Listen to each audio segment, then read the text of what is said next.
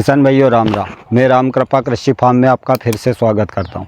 किसान भाइयों आप हमारे यहाँ देख सकते हो, ये अदरक है। किसान भाइयों, अदरक का अगर आप देखोगे तो बहुत ही ज़बरदस्त हमारे यहाँ रिज़ल्ट दिखेगा। अभी जो हमने दो प्लांटों के बीच में 4-4 से 5-5 गांठों का ट्रांसप्लांट किया था। किसान भाइयों, हमने 50-50 ग्राम की गांठों का ट्रांसप्लांट किया था। अभी इस तरीके से इसमें कल्ले निकले हुए हैं। हमको लग रहा है कि जो 50 ग्राम की गांठ ट्रांसप्लांट किया था वो करीबन 700-800 ग्राम एक केजी तक का प्रोडक्शन निकाल सकती है। आप देख सकते हो, बहुत ज़बरदस्त कंडीशन में हमारे यहाँ अदरक है। किसान भाइयों, आप अदरक को देखोगे तो ग्रीनलेस भी बहुत ज़बरदस्त है। दूसरा, अदरक पौधे की हाइट के बराबर आने में है। इसके वजह से अगर प्लांट में कुछ गड़बड़ रहती तो आप देख सकते हो किसान भाइयों, हमारे जो पौधे लगे हुए हैं आप देखोगे तो कहीं पर भी खाली जगह नहीं है, फिर भी पौधे के ऊपर कुछ भी तनाव नहीं है। बहुत ज़्यादा तादाद में फलों की बैगिंग है, उसके ऊपर नया फूटान भी ज़बरदस्त चल रहा है। हमने किसान भाइयों हमारे फार्म के ऊपर 2 कुंटल अदरक से शुरुआत की थी। तो 2 कुंटल जब हमने हमारे खेत में सन 2020 में लगाया था तो उसका अदरक हमारे खेत से जब हमने हार्वेस्टिंग किया तो 22 कुंटल निकला। 22 कुंटल को हमने पूरे फार्म पे फैला दिया था, पूरे फार्म पे ट्रांसप्लांट कर दिया था। उसके बाद में हमने 1 साल अदरक निकाला नहीं था क्योंकि मार्केट में रेट कम थे। जब 17,000, 18,000, 19,000 का रेट मार्केट में हुआ तब हमने अदरक हमारे फार्म से निकाला। तो वो वीडियो भी हमारे चैनल पर हमने डाला हुआ है। 22,60,000 का अदरक हमारे खेत से निकला था। उसके बाद में किसान भाइयों 18-19,000 का भाव रहने के वजह से हमने जितना अदरक निकला सब बेच दिया, पर जो हमारे फार्म पे बच गया था वह वापस से डेवलप हुआ। तो किसान भाइयों फिर हमने उसे 1 साल बाद में निकाला, अभी अगले 24 मई जून में। तो जून में हम एक साइड से अदरक निकालते गए और पूरा वापस से लगाते गए। किसान भाइयों, हमने अदरक निकाल लिया था, लगाया नहीं था, कहीं पे था कहीं पे नहीं था। तो जहाँ नहीं था वहाँ भी हमने ट्रांसप्लांट किया। तो अभी आप देख सकते हो हमारे पूरे खेत में अदरक बहुत ज़्यादा कंडीशन में ज़बरदस्त, अब कह सकते हैं इसको, बहुत बढ़िया चल रहा है। अभी हमारी आगामी जो तैयारी है किसान भाइयों, आप जो ये डिस्टेंस देख रहे हो, बीच में जो गैप बचा हुआ है वो हम आपको हमारे फार्म पे हमने प्रैक्टिकल जो किया है वो भी वीडियो के माध्यम से हम आप तक पहुंचाएंगे। अभी 2 प्लांटों के बीच में अदरक लगा हुआ है। अभी हम एक लाइन यहाँ पर लगाने वाले हैं, एक यहाँ पर लगाने वाले। किसान भाइयों 2 लाइन यहाँ लगेगी और एक लाइन इस बीच की नाली में भी लगेगी। तो हमारा जो अनुभव है किसान भाइयों, कहीं पर भी खाली जगह छोड़ने की ज़रूरत नहीं है। अदरक एक ऐसी क्रॉप है, ये छाँव में बहुत बढ़िया प्रोडक्शन देती है, तो बागवानी के लिए सबसे ज़्यादा कारगर है। दूसरा, मार्केट में रेट हो तो निकालो, नहीं रेट है तो जब भी रेट हो तब हम निकाल सकते हैं। और प्राकृतिक खेती में कुछ भी फंगस हमारे खेत में डेवलप नहीं होता, तो अदरक में सड़न गलन वाली कुछ भी प्रॉब्लम नहीं आती। तो हम इंटर क्रॉप में अदरक को करके बेहतरीन पैसा बना सकते हैं। किसान भाइयों, हमने हल्दी का भी हमारे यहाँ 1 केजी लगाई थी, उसका भी ट्रायल लिया था।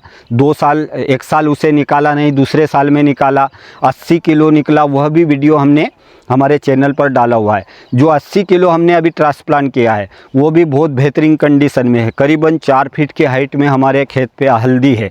वहाँ पर किसान भाइयों हमने हल्दी को बीच में जो नाली बनी हुई है, नाली में ट्रांसप्लांट किया हुआ है। तो आप कहीं पर भी बागवानी में खाली जगह ना छोड़े। अभी अगर हम इस तरीके की फसलें हमारे खेत पर इंटर क्रॉप में करते हैं तो खरपतवार को निकलने की जगह नहीं मिलती और ये एक सजीव मल्चिंग का काम करती है। दूसरा, जो हमारा फार्म का जो भी साल भर का इन्वेस्टमेंट है, लेबर का हुआ, पोम हुआ, पन्नी हुआ, पेपर हुआ, गोबर खाद हुआ, यह सारा जो इन्वेस्टमेंट हमारा जाता है वह हमारी इंटर क्रॉप से निकल आता है। और जो हमारी मेन क्रॉप रहती है उसका प्रॉफिट सीधा हमारे जेब में आता है। तो हम 2-3 क्रॉप लेके बढ़िया सा पैसा बना सकते हैं। किसान भाइयों, आप हमारे फार्म पर आकर भी देख सकते हैं। जो हमारे फार्म पर अदरक का ग्रीनलेस है, अभी जो रासायनिक केमिकल जो भाई कर रहे हैं, और आप उनके फार्म पे अगर जाके अदरक देखोगे तो अदरक में बहुत सारी प्रॉब्लम दिखेगी। पत्तों में ग्रीनलेस नहीं आएगी, पीला हो जाएगा और जिस तरीके से डेवलप होना चाहिए और वो हो नहीं सकता। दूसरा, रासायनिक केमिकल में अदरक को हम लंबे समय तक रख नहीं सकते क्योंकि वह सड़ जाएगा, गल जाएगा, बहुत सारी प्रॉब्लम आती है। और अगर ये प्रॉब्लम में आती है तो हमें मंडी में कुछ भी भाव हो अदरक को निकाल के बेचना पड़ता है। पर प्राकृतिक खेती में हम अदरक को लंबे समय रख के मंडी में जब भी बढ़िया अच्छे रेट हो तब बेच सकते हैं।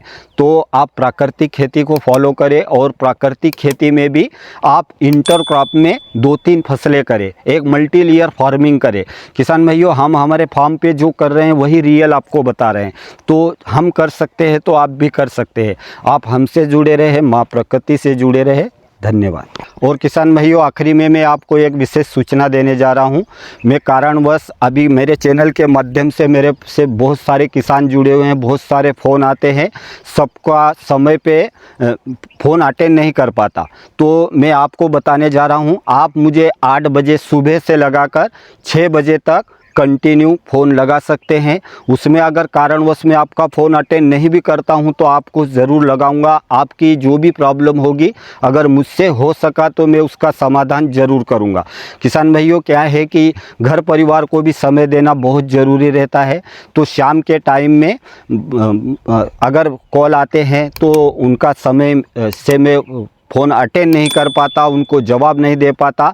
इसलिए आप कोई भी अगर मुझे कॉल करते हैं तो आप सुबह 8 बजे से लगाकर 6 बजे तक करें, क्योंकि शाम के समय में आप भी आपके परिवार में व्यस्त रहते हैं, मैं भी मेरे परिवार में व्यस्त रहता हूं।